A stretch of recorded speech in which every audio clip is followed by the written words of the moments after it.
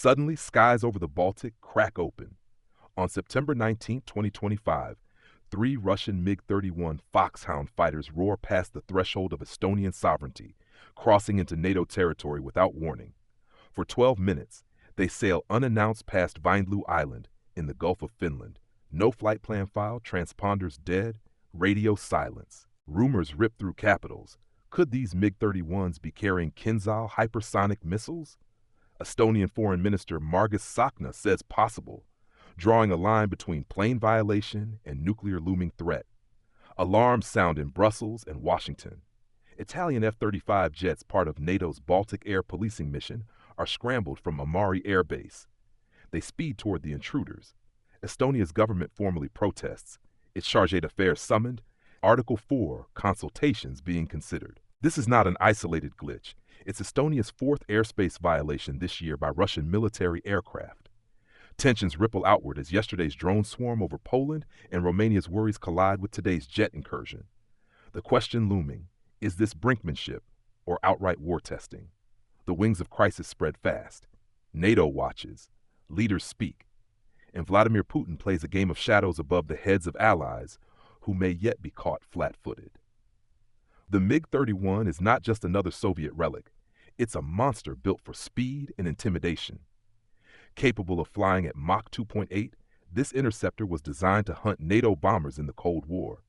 But today it carries something far deadlier, the potential to deliver the Kinzhal hypersonic missile. That weapon can hit speeds up to Mach 10, pierce air defenses, and strike targets with almost no warning. A single launch could cross the Baltic Sea in minutes, leaving European capitals scrambling for answers after impact rather than before. The flight path on September 19th was chillingly deliberate. These jets didn't just brush the border, they cut through Estonian airspace near Vindloo Island, a small speck of land that marks the edge of NATO's shield. 12 minutes may not sound long, but in military terms, it's an eternity. It's enough time to simulate a missile run on Tallinn, Riga, even Warsaw. Every second the MiG stayed inside NATO skies was a second of testing, probing defenses, watching response times, measuring how quickly the alliance would flinch. And make no mistake, this wasn't sloppy navigation. With transponders shut off and radio silent, this was a calculated intrusion. Russia wanted NATO to see it, to feel it, to wonder whether those long, gray silhouettes overhead were armed with the kind of missiles that could turn a city into rubble before its citizens even realized what was happening. What message was Putin really sending, and who was meant to receive it? Within minutes of the violation, NATO's air policing mission snapped into action. From Amari Air Base in northern Estonia, Italian F-35 screamed into the sky, stealth fighters designed to counter exactly this kind of threat. Their task, intercept, shadow, and if necessary, force the Russian MiGs away. For 12 tense minutes, radar screens lit up across the alliance, command centers tracking every move as the drama unfolded over the Baltic. Estonia wasted no time. The government summoned Russia's charge d'affaires in Tallinn, issuing a sharp protest and warning of serious consequences if the pattern continues. Foreign Minister Margus Tsahkna raised the stakes even higher, openly discussing whether NATO should invoke Article 4 consultations, the clause allowing members to demand urgent talks when their security is threatened. That step alone signals gravity. Estonia believes this was no accident, but a hostile act meant to intimidate. Meanwhile, Brussels crackled with quiet urgency. Article 4 is not Article 5. It doesn't automatically trigger collective defense, but it sets the alliance on edge, reminding every member that one miscalculation in the Baltic could ignite something much larger. Officials in Washington and Warsaw whispered about escalation ladders, while NATO commanders studied Russian flight patterns, trying to determine whether this was a singular provocation or part of a broader campaign. For Estonia, a nation scarred by decades under Soviet control, the message could not be clearer. Moscow is pressing at the gates, daring the alliance to blink. But will NATO merely protest or prepare to push back? This was not Estonia's first brush with Russian airspace games. Far from it. The Baltic Republic has endured repeated violations, each one like a needle prick testing the flesh of NATO.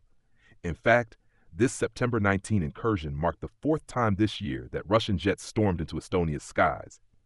Each time, Tallinn has filed official protests, but Moscow shrugs them off, insisting it was navigational error, or outright denying the flights took place. But the history stretches deeper. Since Estonia joined NATO in 2004, Russian aircraft have probed its air defenses dozens of times. The tiny island of Vindloo, with its lighthouse standing lonely in the Gulf of Finland, has become a symbolic pressure point. Again and again, Russian jets cross there, daring NATO to respond. Sometimes it's bombers flying low. Sometimes it's fighters weaving into the edge of Estonian radar. Always, the purpose is the same: intimidation, confusion, and a steady reminder that Moscow does not recognize the sovereignty of its former subject states. Estonia has grown used to living on the edge of confrontation. Yet each violation is more aggressive than the last. Longer flights, riskier maneuvers, more advanced aircraft. This time, the use of MiG-31s carrying potential Kinzhals raises the stakes far higher. This isn't symbolic saber rattling.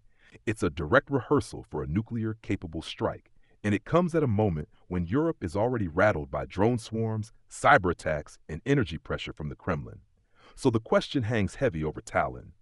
How many times can Russia cross the line before NATO decides the line must be defended? Estonia is not alone in facing Moscow's creeping provocations. Across the border in Poland, the pressure has been relentless. Earlier this month, swarms of Russian drones crossed into Polish skies, prompting Warsaw to invoke NATO's Article 4 for emergency consultations. The images of smoking wreckage scattered across Polish farmland served as a stark warning. These aren't harmless flyovers. They're stress tests, probing every crack in the alliance's shield.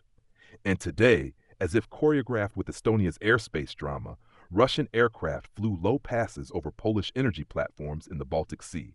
Platforms vital for Europe's gas and oil flows were suddenly shadowed by hostile silhouettes. Warsaw's Ministry of Defense denounced the flybys as reckless intimidation, warning that even a minor misstep could trigger disaster. For a region dependent on fragile infrastructure, the implications were chilling. Romania, too, has felt the weight of Moscow's tactics. Stray Russian drones have crashed near its villages along the Danube, rattling citizens and forcing Bucharest to consider expanding its air defenses. Each incursion chips away at the sense of security NATO is supposed to guarantee, creating a picture of allies under siege from constant harassment. The pattern is unmistakable. Whether it's drones, fighters, or bombers, Moscow is escalating the tempo. One day it's Estonia, the next it's Poland, the next Romania.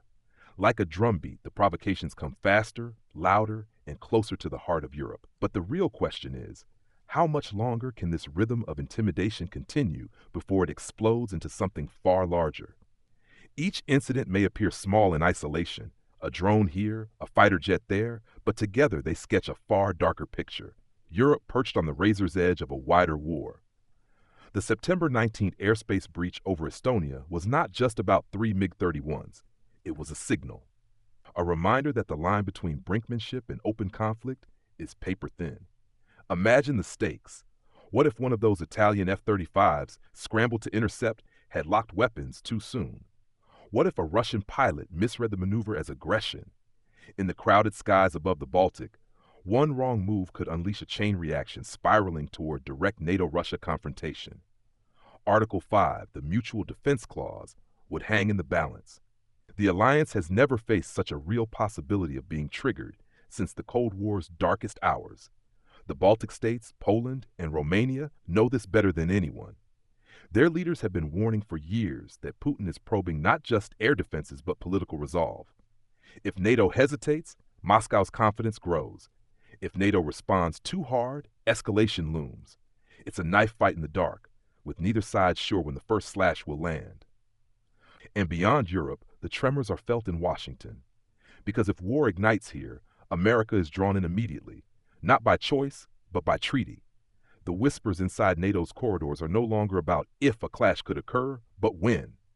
And the unsettling truth is that the countdown may already have started. The stakes are dire, but the question echoing through capitals is this: why now? Why does Vladimir Putin feel emboldened to send nuclear-capable jets into NATO airspace, to swarm drones over Poland, to toy with Romania's borders? The uncomfortable answer lies not only in Moscow, but in Washington. For years, America's adversaries watched democratic leadership hesitate, waffle, and downplay threats. Weakness became policy. Red lines blurred until they vanished altogether. From Afghanistan's chaotic withdrawal to months of strategic patience with Russian aggression, the signal was clear. Under Democrats, America could be pushed without pushing back. Putin saw it, Beijing saw it, even Tehran saw it. The world's predators smelled weakness, and they pounced. Estonia's violation is not a random act of mischief. It's the product of years in which Moscow tested the waters and found them shallow. Every unanswered incursion, every delayed response, every diplomatic shrug emboldened Putin to raise the stakes higher. Had this level of recklessness happened under weak leadership, NATO might already be on its knees. But this is the cost of dithering. When America's credibility falters, allies tremble and enemies advance. And now, as MiG-31 slice through NATO skies, the grim reality is unavoidable. Hesitation has consequences measured not in headlines, but in the potential ruin of nations. The world has entered a dangerous cycle, one that only decisive strength can break. But who is prepared to show that strength? Republican leaders waste no time drawing the contrast. They argue that under President Trump's earlier leadership, deterrence worked because strength was not questioned. When Trump warned adversaries, they listened. Putin tested the waters, but never dared plunge this deep into NATO airspace. The reason? He knew the cost of miscalculation could be catastrophic. It was during the Trump years that NATO saw record increases in defense spending, pressured by Washington's insistence that allies meet their obligations. Critics called it brash, but the results were undeniable. More jets, more troops, more readiness. The alliance stood taller, sharper, harder to provoke. Putin could rattle sabers, but he never brandished MiG-31s with potential nuclear payloads inside NATO skies for nearly a quarter of an hour. Republicans now argue that it's not merely about military hardware, but about posture, resolve, a willingness to act before threats metastasize. With Trump back in the Oval Office, they point to a policy of peace through strength being revived. America under Republican leadership is less likely to blink, less likely to excuse, less likely to negotiate away the safety of its allies. For Moscow, that means a more dangerous chessboard. For NATO, it means a shield that feels firmer, but also a battlefield where missteps carry higher stakes. The message from Republicans is blunt. Deterrence works when adversaries believe you will pull the trigger.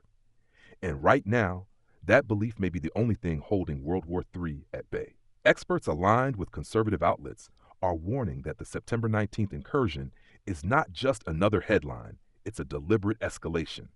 Retired General Jack Keane, speaking to Fox News, described the move as a calculated probe of NATO's willpower, noting that the MiG-31s weren't testing radar, but testing resolve.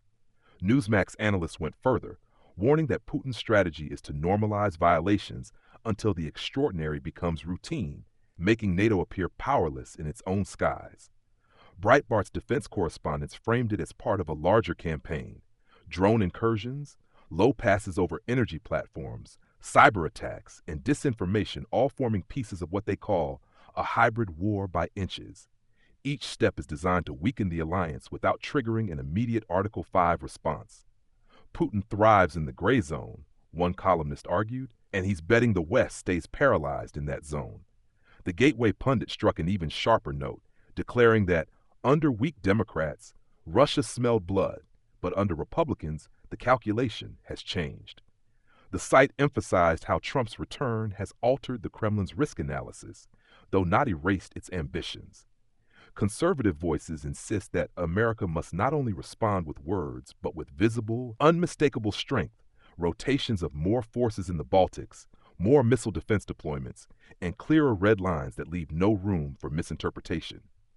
Yet even as experts dissect the incident, one haunting question lingers. Is NATO already being conditioned to accept a new normal of constant Russian intrusions? And if so, what comes next when Putin decides words and warnings are no longer enough? The drama over Vanloo Island is not just about Estonia. It's about the razor-thin line between deterrence and disaster. 3 Russian jets sliced into NATO airspace for 12 long minutes, daring the alliance to react. Today it was interception. Tomorrow, it could be escalation. Every incursion inches Europe closer to the unthinkable, a confrontation where one misstep sets the world ablaze. For Estonia, Poland, and Romania, these aren't distant hypotheticals, they are daily realities. Drone wreckage in fields, warplanes shadowing energy platforms, and now nuclear-capable MiG-31s overhead. For them, NATO solidarity is not a slogan, but a lifeline.